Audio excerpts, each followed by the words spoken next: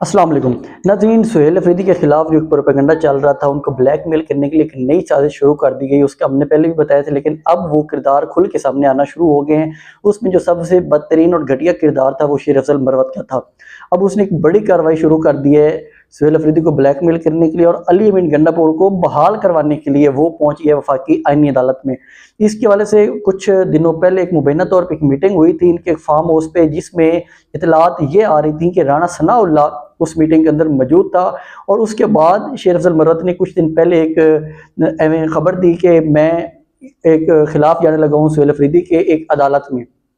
अब वो वफाकी आईनी अदालत में पहुंच गया है एक पटिशन लेके कि जो अली अमीन गंडापुर है उनको बहाल किया जाए। अच्छा, बहाल क्यों किया जाए? कि उनको एक सजा याफ्ता शख्स, वो कह रहे हैं इमरान खान को, जिसके नाम पे ये बदतरीन शख्स जो है शेर अफजल मरवत, ये वोट लेके फिर रहा है कि मैं उसका एमएनए हूँ। अब उसी शख्स को कह रहा है कि ये सजा याफ्ता शख्स है, उसका जो एक फैसला था फर्द वाहिद का, उसकी डिक्टेशन पे अली अमीन गंडापुर से लिया गया था इस्तीफा। अब लिहाजा उसको नाअहल करार दिया जाए और सुहेल अफरीदी को और अली अमीन गंडापुर को दोबारा बहाल किया जाए, क्योंकि एक नाअहल शख्स इमरान खान को कह रहे हैं, नाअहल शख्स और सजा याफ्ता शख्स की दरख्वास्त के ऊपर या उसके ऑर्डर के ऊपर अली अमीन गंडापुर से इस्तीफा लिया गया था। अब ये वाली जो साजिश है, ये काफ़ी दिनों से हम आपको बता रहे थे कि ये मुकम्मल तौर पे चल रही है। अब अली अमीन गंडापुर और जो शेर अफजल मरवत, ये दोनों मिल के ये वाली प्लानिंग कर रहे थे। जो मीटिंग होती है ना एक फार्म हाउस पे चक शहजाद में, वहाँ पे उस मीटिंग में ये भी इतलात आई थी कि अली अमीन गंडापुर भी उस मीटिंग के अंदर मौजूद था, लेकिन वो इतला कन्फर्म नहीं हुई थी। लेकिन राना सनाउल्लाह की और इनकी जो मीटिंग है ये कन्फर्म हो चुकी थी कि शेर अफजल मरवत इस मीटिंग के अंदर मौजूद था और अब वो पहुंच गया है वफाकी आईनी अदालत में। इसके पीछे रीज़न ये है कि जो सुहेल अफरीदी है वो इमरान खान साहब के जो पॉलिसी है उसके मुताबिक भी चल रहा है। अब अलग चीज़ है कि वो इम्प्लीमेंटेशन नहीं करवा पा रहा, क्योंकि जो ब्यूरोक्रेसी है वो अच्छे लोगों के साथ मिलकर काम कर रही है। जब इमरान खान साहब की हुकूमत थी, इमरान खान साहब के ऊपर गोलियां चली थी, तो इमरान खान साहब खुद भी अपनी एफआईआर दर्ज नहीं करवा सके थे, क्योंकि अच्छे लोग पूरी चीज़ों को कंट्रोल कर रहे थे बैठ के, जो बहुत अच्छे बने होते हैं। अब अली अमीन गंडापुर भी इसी तरह अच्छे लोगों का बहुत पसंदीदा बन चुका था और इमरान खान साहब की पॉलिसियों को फॉलो नहीं कर रहा था। लेकिन सुहेल अफरीदी वो उन पॉलिसियों को फॉलो कर रहा है, जिसकी वजह से इनको बहुत ज़्यादा तकलीफ हो रही है। उन्होंने शेर अफजल मरवत के जो फंड हैं वो भी उन्होंने रोक दिए थे कि वो बिला दरेग फंड्स को इस्तेमाल किया जा रहा था। शेर अफजल मरवत जो था, जो अली अमीन गंडापुर था, वो शेर अफजल मरवत को बहुत खुश रख के फिर रहा था कि वो जो भी मांगता था शेर अफजल मरवत वो दिए जा रहा था। अब उसको ये तकलीफ हुई है और उसने जाके वफाकी आईनी अदालत, जिसमें जो जजेस हैं जस्टिस अमीनुद्दीन खान, वो इस एग्जेक्टिव का लगाया हुआ जज है, इसी एग्जेक्टिव ने उसे नॉमिनेट किया हुआ है, उसने चीफ जस्टिस बनाया हुआ है। वो कैसे इसके खिलाफ फैसला देगा? ये एक मुकम्मल तौर पे ब्लैक मेलिंग की टैक्टिक्स हैं जो एक सुहेल अफरीदी के खिलाफ चल रही है। अब इसको देखते हैं कि किस तरह के लेके चलते हैं। ये इसलिए रखी गई है कि अगर सुहेल अफरीदी ने कुछ और हैंकी पैंकी की तो हम उसे अपने जो जज बैठा हुआ है जस्टिस अमीनुद्दीन खान, जो सिर्फ नाम की अमीन है, तो उससे हम एक फैसला दिलवाएंगे और जो सुहेल अफरीदी उसको नाअहल करवा देंगे कि उसको इमरान खान ने कहा था कि अली अमीन गंडापुर से इस्तीफा लिया जाए, तो लिहाजा ये इमरान खान नाअहल था, उन्होंने गलत फैसला किया है और इनको लगा दिया आगे आके। तो ये एक इंतहाई घटिया तरीन हरकत है शेर अफजल मरवत की, जो उनके नाम पे मरात लेके फिर रहा है, उनके नाम पे इधर एमएनए बन के फिर रहा है और ये अपोजिशन लीडर बनने की कोशिश कर रहा था। इमरान रियाज खान बार बार कह चुके हैं कि ये जो घटिया शख्स है ये उनका लॉबियस्ट के तौर पे काम कर रहा था कि मुझे अपोजिशन लीडर बनाया जाए, और इमरान रियाज को कहते हैं कि आप मेरे हाथ में कैंपेन चलाएं कि मैं बड़ा अच्छा पोजीशन लीडर हूं। ये हम काफ़ी अरसे से आप लोगों को बता रहे थे कि ये एक दोगला और बदतरीन किरदार होगा शेर अफजल मरवत का, जो अभी ये चल रहा है। तो अब वो अपने आप को सामने लेके आना शुरू कर दिया उसने।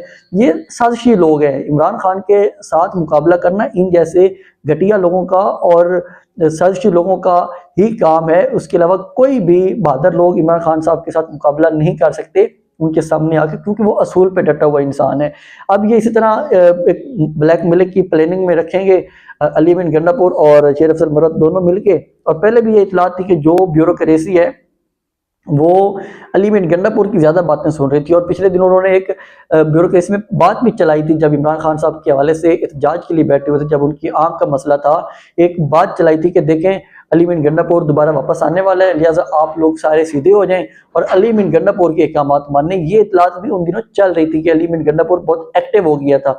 अब उसी तरह की जो एक मुकम्मल तौर पर प्लानिंग है वो अब सामने आ रही है कि ये लोग किस तरह की प्लानिंग लेके चल रहे हैं कि हमने अली मीन गंडापुर को आगे रखना है और सुहेल अफरीदी को हमने बिल्कुल ही डिग्रेड करना है। वो भी आज अपने सुहेल अफरीदी भी अपनी कैबिनेट से खिताब कर रहे थे और कह रहे थे कि ये हम लोग गए थे एहतजाज करने और इमरान खान साहब की जो बहनों के साथ ये बार बार कहते हैं हम उनके लिए इज़हार यकजहती के लिए गए थे, उनकी मुलाकात करवाने के लिए। और वहाँ पे जो सलूक रखा गया है एक सूबे के वज़ीर आला के साथ और वहाँ पे जो MPAs थे MNAs थे उनके साथ, वो इंतहाई शर्मनाक सलूक था वफाकी हुकूमत का, पंजाब हुकूमत का, कि एक जो MPA भी वहाँ पे उनके साथ थे, कैबिनेट के मेंबर्स उनके साथ थे और जो सूबे का वज़ीर आला था वो उनके साथ था। तो ये इंतहाई कम ज़र्फ़ी का इन्होंने मुज़ाहरा किया था वहाँ पे उनके साथ। और जो दूसरी साइड मैं आपको बताता चलूँ कि जो मज़ीद एक चल रही है कि अंसार अब्बासी साहब ने कॉलम लिखे, हम इसके बारे में भी पहले आपको बता रहे थे कि अंसार अब्बासी जो हैं ये उनके एक तो माउथपीस हैं। हमें जो इतलात थी हमारे पास वो ये थी कि जो ये मुकम्मल तौर पे एक इमरान खान साहब का केस आगे लेके गए हैं जो सुप्रीम कोर्ट में है, वो भी ईद के बाद, तो उसके पीछे एक मुकम्मल प्लानिंग है। वो इस तरह की प्लानिंग कर रहे हैं कि हम इनको इंगेज रखें किसी ना किसी तरह। अगर इन लोगों को कोई भी ज़रूरत होगी हमें कि हम इनको कहने कि आप ये वाला काम करें, तो हम इनका एक थोड़ा सा केस लगाएंगे इमरान खान साहब का और इन PTI वालों से अपना काम निकलवा लेंगे। अब उसी तरह उन्होंने कहा कि जो अंसार अब्बासी साहब कह रहे हैं कि इमरान खान साहब का केस भी आगे लेके गए हैं और अंसार अब्बासी साहब वो हैं जो अभी की एस्टेब्लिशमेंट है उनके बहुत करीबी शख्स समझे जाने वाले हैं और उन्हीं की बात करते हैं हर वक्त बैठ के। वो कोई आइन कानून की बात तो करने वाले हैं नहीं। अंसार अब्बासी का ये कहना था कि जो इस्लामाबाद हाई कोर्ट में और सुप्रीम कोर्ट में जो अभी इमरान खान साहब के केसेस के हवाले से बातचीत हुई है, ये एक जो बैकग्राउंड पे डील या बातचीत है उसका पस मंजर है।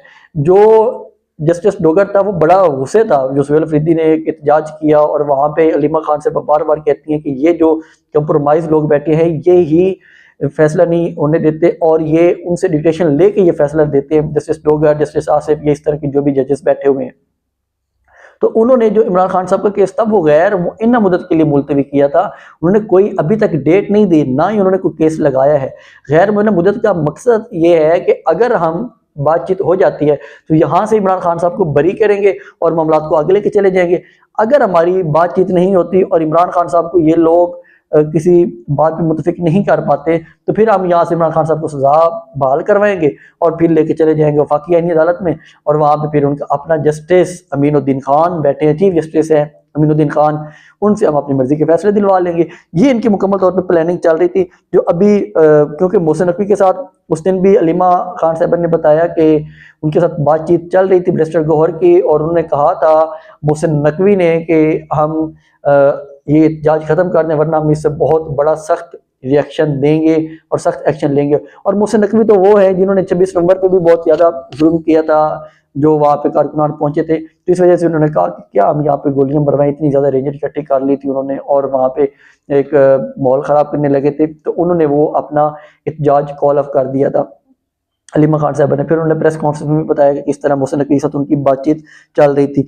मजीद इसके अलावा जो एक एहतजाज के हवाले से जो ये महंगाई की एक लहर ऊपर गई है, इसके अलावा जो PTI की लीडरशिप है और तहरीक तहफ़्फ़ुज़ आइन पाकिस्तान है और अपोजिशन, मैं यहाँ पे स्पेशली कहूँगा जो अपोजिशन है, ये सारी मुत्तफिक होती हुई नज़र आ रही है। जो फजल रहमान साहब ने कराची में बात करते हुए कहा कि हम ये जो जुम्मे वाला दिन है इसको हम एहतजाज करेंगे और बहुत सख्त एहतजाज करेंगे हम अपना। अब उसमें इससे पहले महमूद खान अचकज़ई की और मौलाना फजल रहमान साहब की मुलाकातें होती हैं, उसके बाद ये चीज़ सामने आती है। मौलाना फजल रहमान चले जाते हैं कराची, वो कराची में जाकर एहतजाज की कॉल देते हैं। महमूद खान अचकज़ई कहते हैं कि हम इस एहतजाज में शामिल होंगे। कल जो सुहेल अफरीदी साहब है वो भी यही चीज़ कहते हैं, वो कहते हैं कि हम इस एहतजाज में जो भी ये कहेंगे हम मुकम्मल तौर पर सपोर्ट करेंगे। अब पंजाब में चाहिए अवाम को कि वो इस एहतजाज में शिरकत करे क्योंकि इतनी ज़्यादा महंगाई हो चुकी है। KP में तो एक आज़ाद हुकूमत है, वहाँ पे एक इमरान खान की हुकूमत है और वो एहतजाज की इजाज़त भी देते हैं, अगर किसी को एहतजाज करना है तो वो वहाँ पे अपने एहतजाज कर सकते हैं। लेकिन पंजाब में यहाँ पे जो आलाशाही इनके एक चले हुए हैं, चर्चे चले हुए हैं, ये किसी का एहतजाज बर्दाश्त ही नहीं करते। अब पिछले दिनों ना एक खबर चल रही थी कि जो पाकिस्तान में इन्वेस्टमेंट आई है वो आई है 31 मिलियन डॉलर, और जो मरियम नवाज साहबा ने जहाज खरीदा है वो लगभग जो 50 मिलियन डॉलर के लगभग जहाज खरीदा है।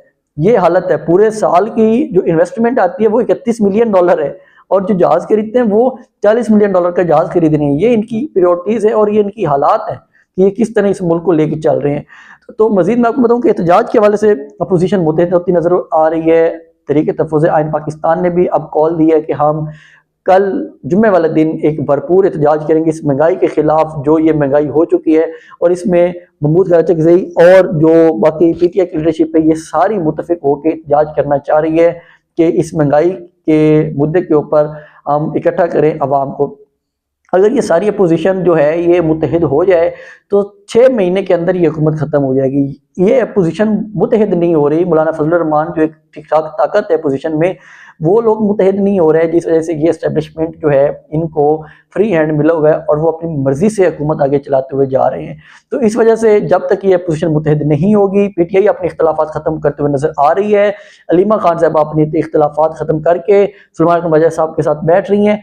जब ये चीजें मुत्तहिद हो जाएंगी तो फिर इस हुकूमत के लिए चलना बहुत मुश्किल होता जाएगा, और ये हुकूमत फ़ौरन से बैकग्राउंड पे जाने की कोशिश करेगी और ये हुकूमत कभी भी नहीं चलेगी। जब ये पोजीशन इकट्ठी हो गई तो जो पीपल्स पार्टी है वो फ़ौरन से इनके साथ मिलेगी और वो हुकूमत के मुखालिफ खड़ी हो जाएगी, चाहे एस्टेब्लिशमेंट होगी। फिर जो भी हुआ, जब एक हवा चल पड़ेगी तो फिर ये एस्टेब्लिशमेंट भी कुछ नहीं कर सकती होती। इसलिए पाकिस्तानियों को इस महंगाई के खिलाफ, इस जुल्म के खिलाफ मुत्तहिद होना पड़ेगा, तब ही जाके ये अपना हक ले सकेंगे। अदरवाइज ये लोग इनको मारते रहेंगे, पीटते रहेंगे, पीसते रहेंगे, ये लोग कुछ भी नहीं कर सकेंगे।